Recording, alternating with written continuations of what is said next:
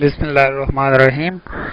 अच्छा, तो शुरू करते हैं माइक्रोसॉफ्ट वर्ड। और माइक्रोसॉफ्ट वर्ड में आज का काम है हमारा इंक्रीज इंडेंट और डिक्रीज इंडेंट। अभी आपने कोई पैराग्राफ लिखे हैं, इसमें इन 3 पैराग्राफ्स में से हम इस पैराग्राफ को थोड़ा आगे लेके जाना चाहते हैं।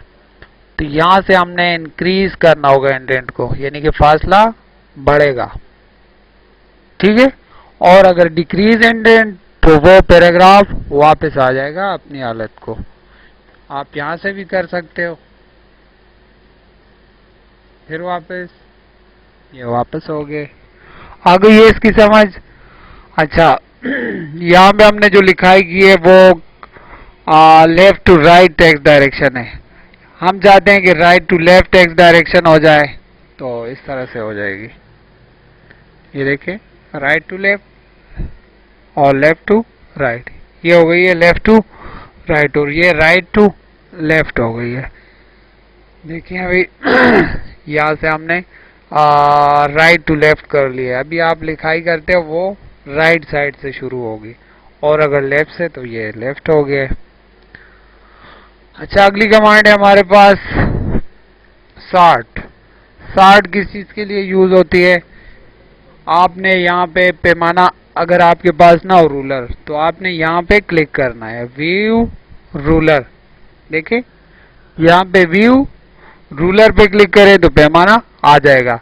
अगर आपको जरूरत नहीं है पैमाने की, रूलर की, तो आप यहाँ पे क्लिक करें तो रूलर खत्म हो जाएगा। अच्छा, कीबोर्ड से आप टैब का बटन दबाएं तो ये क्या हो रहा है, आधा इंच जंप लगा रहा है टैब पे। कीबोर्ड में देखें, एस्केप से नीचे 2 नंबर पे देखें टैब का बटन बना हुआ है। आप जब भी टैब दबाते हो तो आधा इंच जंप लगाता है कर्सर। हम चाहते हैं कि जब हम टैब दबाएं तो डायरेक्टली जंप कहां तक आ जाए, 2 तक। तो हमने पॉइंटर की मदद से 2 पे क्लिक किया। अभी आप दबाते हो टैब तो डायरेक्टली जंप 2 तक आ गए। तो यहां पे हमने लिखा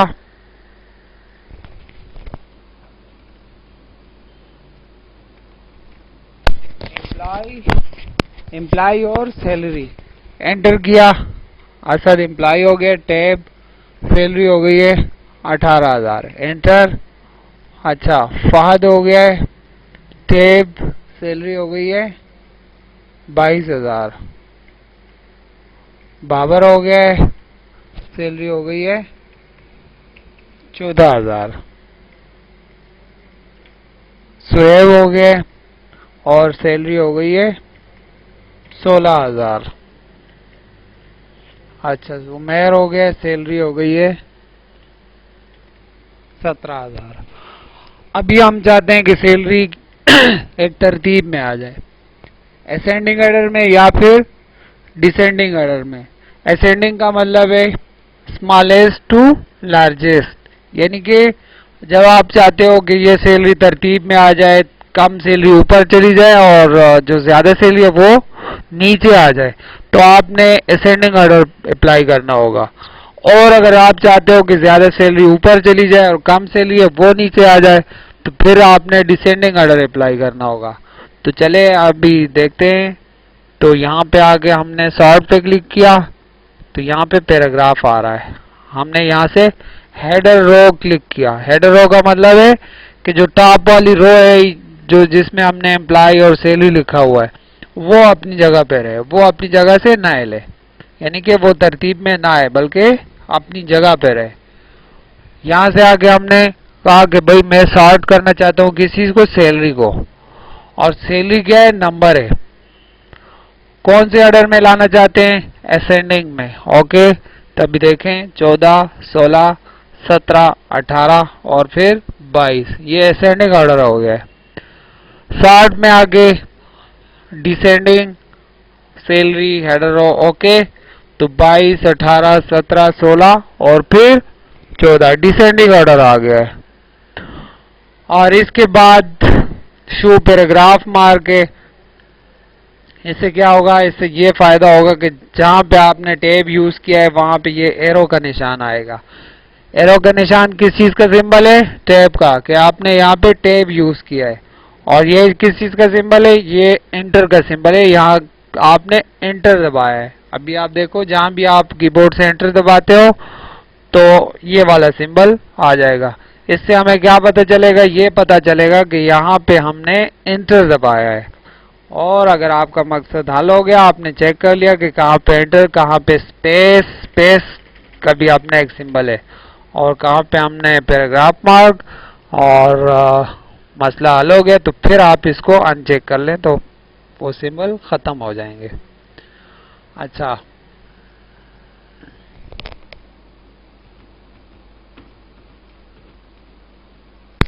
टाइटल मैंने फाइल के लिए दे दिया है monthly salary report. Formatting change कर ली, सिलेक्शन करके ये फॉर्मेटिंग चेंज कर लिया हमने, बोल्ड और पे अंडरलाइन कर लिया।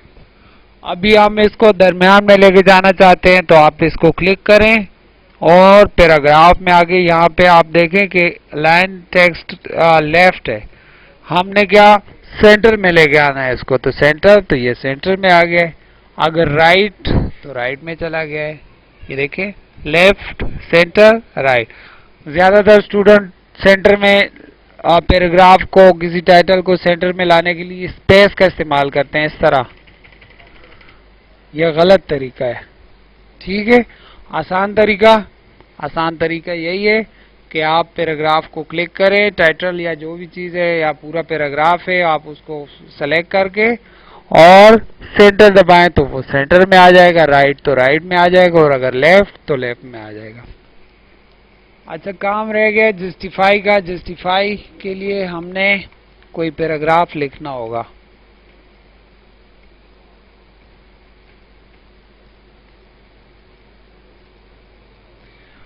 अभी आप अगर गौर से देखें तो ये जो पैराग्राफ शुरू हैं वो उनके स्टार्ट तो तकरीबन सारी लाइन का एक ही है। ये देखें, एक जहां से ओ शुरू है वहीं से वाई भी शुरू है, वहां से ओ भी है, डब्ल्यू भी है, वाई एस टी टी, लेकिन इनका एंड एक जैसा नहीं है। गौर से देखें आप, ऑफ एंड ये आगे पीछे हैं। जरा ज्यादा पैराग्राफ लिखते हैं फिर पता चलेगा।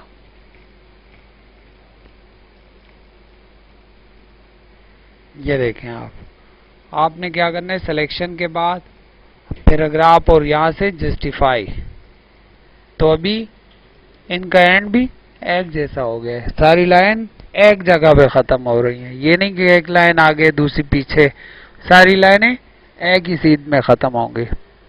और इसके बाद अगली कमांड है पैराग्राफ में लाइन एंड पैराग्राफ स्पेसिंग।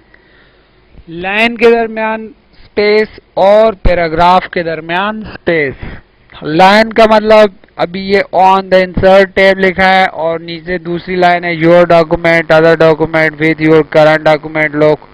इनके दरमियान अगर आप देखें, इनके दरमियान तो थोड़ा थोड़ा गैप आ रहा है, लाइनें एक दूसरे से तकरीबन थोड़ी थोड़ी दूर है। और पैराग्राफ का मतलब जब एक पैराग्राफ खत्म होता है दूसरा शुरू होता है तो दरमियान में गैप ज्यादा आ रहा है। हम चाहते हैं कि भाई ये गैप खत्म हो जाए, तो आप लोगों ने सारे पैराग्राफ सेलेक्ट करने हैं जिनके दरमियान आप ये गैप खत्म करना चाहते हैं। तो आ जाएं पैराग्राफ में, और पैराग्राफ में लाइन एंड पैराग्राफ स्पेसिंग, यहाँ पे आप 1 दबाएं तो लाइन के बीच जो गैप है वो खत्म हो गए। फिर से देखें 1.5 लाइन्स के दरमियान गैप ज्यादा हो गया। 2 तो लाइनें एक दूसरे से काफी दूर हो गई हैं। 2.5 और भी दूर हो गई हैं। 1 तो बिल्कुल करीब हो गई हैं, इससे ज्यादा करीब नहीं हो सकती। और अगर 1.15 तो ये डिफॉल्ट है, यानी कि नॉर्मल जो माइक्रोसॉफ्ट वाले यूज कर रहे हैं वो यही है। और इसके बाद है रिमूव स्पेस आफ्टर पैराग्राफ। अभी आपको पता चल रहा है कि ये एक पैराग्राफ है, ये दूसरा है, ये तीसरा और ये चौथा है। क्यों पता चल रहा है? इस वजह से पता चल रहा है कि जब एक पैराग्राफ खत्म होता है दूसरा शुरू होता है तो दरमियान में ये वाला गैप आ रहा है, तो उस गैप से हमें पता चलता है कि भाई ये अलग पैराग्राफ है और ये अलग है। अगर हम इनको सेलेक्ट करके पैराग्राफ में आगे रिमूव स्पेस आफ्टर पैराग्राफ करते हैं तो फिर पता नहीं चल रहा। अगर फर्ज करो ये पैराग्राफ यहां तक आ रहा है,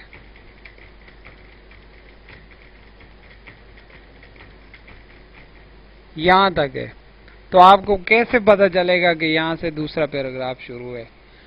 तो उसके लिए जरूरी है कि आपने ये स्पेस दरमियान में रखना है। सिलेक्शन करके पैराग्राफ में आके यहां से हमने एड स्पेस आफ्टर पैराग्राफ पे क्लिक कर देना है, तो दरमियान में गैप आएगा, तो हमें आसानी से पता चलेगा कि यार ये पैराग्राफ ये अलग और ये फिर अलग पैराग्राफ है। और अगर दरमियान में ये गैप नहीं है तो फिर समझने में मुश्किल होगी कि कहां से हमारा दूसरा पैराग्राफ शुरू हुआ है। तो आपने इसको अप्लाई करना है। अगर एड स्पेस बिफोर पैराग्राफ अगर आप अप्लाई करते हैं तो यहां से भी गैप आएगा, ऊपर से भी गैप आएगा, तो हम वो नहीं चाहते। तो एड स्पेस आफ्टर पैराग्राफ ये बेस्ट है। आ गई है ना इसकी समझ? अच्छा, पैराग्राफ को सारे को खत्म करते हैं। पैराग्राफ में अगली कमांड है हमारे पास शेडिंग।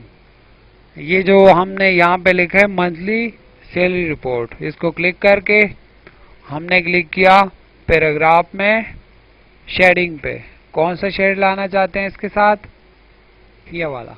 तो उसका कलर चेंज हो गया। जो भी पैराग्राफ आप क्लिक करोगे और यहाँ से आप किसी भी कलर पे क्लिक करोगे तो वो कलर उस सारे पैराग्राफ के लिए अप्लाई हो जाएगा।